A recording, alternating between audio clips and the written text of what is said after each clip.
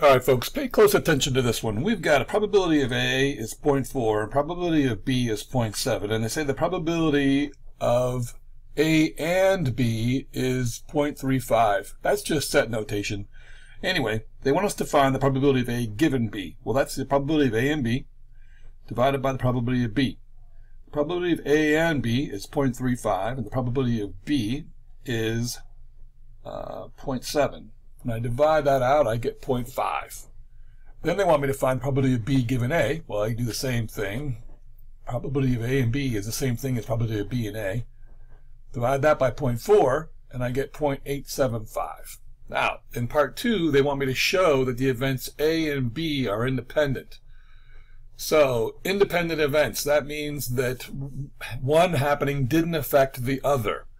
So, if that's going to be true, that means that the probability of A given B happened is going to be the same thing as just the probability of A, because having B happen shouldn't affect it. Well, in this case, the probability of A given B is 0.5 and the probability of A is 0.4. These are not independent. We'll do the same thing with the other one. The probability of B given A should equal the probability of B, because having A happen shouldn't affect B if they're independent. In this case, you see clearly that they did get affected, and so they're not independent. Another really easy way to figure this out is that the probability of A times the probability of B should equal the probability of A and B. And again, if I take 0.4 times 0.7, it doesn't equal 0.35, which is the probability of A and B. That's how I know they're not independent. So let's take an example that is independent. So for example, flipping a coin and getting a heads, let's say that's A. And then rolling a dice and getting a 6, we'll say that's B. These are clearly independent. Doing one has no effect on the other. So if I make a tree to outline what's going on, we've got either heads or not heads. And then we've got either getting a 6 or not getting a 6. All right, then the probabilities are pretty easy to figure out. I mean, it's going to be 1/2 and 1/2, and then 1/6 and 5/6 for the 6, and then again repeated for the bottom part. Now, all I do is figure out my probabilities. I get 1/12, I get 5/12, I get 1/12, and then I get another 5/12. All right, now let's try this test over here again. The probability of A given B, that's the probability of A and B over the probability of B. Well, B is both 1/12, and so when I add them together, I get 0.5, which you see is the same probability of getting the probability of just A happening. And then we do the other one, probability of B given A.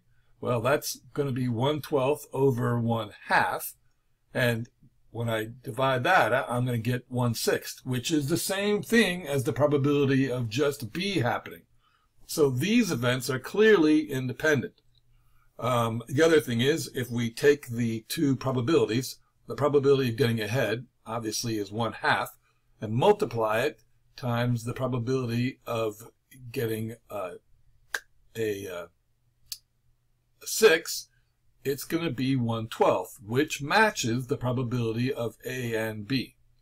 So that's an important concept. Now, while I got your attention, let's take a look at mutually exclusive. It's not a big deal. These are just events that cannot happen at the same time. So, if they can't happen at the same time, that means the probability of A and B has got to equal 0. So, let's take a look at this. How about if we, say, flip a coin one time? And I want to know the probability of getting a head and a tail. Well, that's obviously going to be 0, because there's no way I can flip a coin one time and get a head that's also a tail.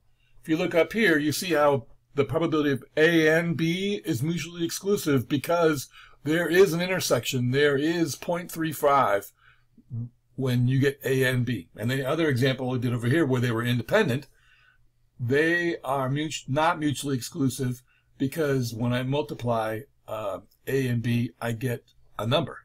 Probability of A and B is something. You need to know this for the test. All right? Thanks.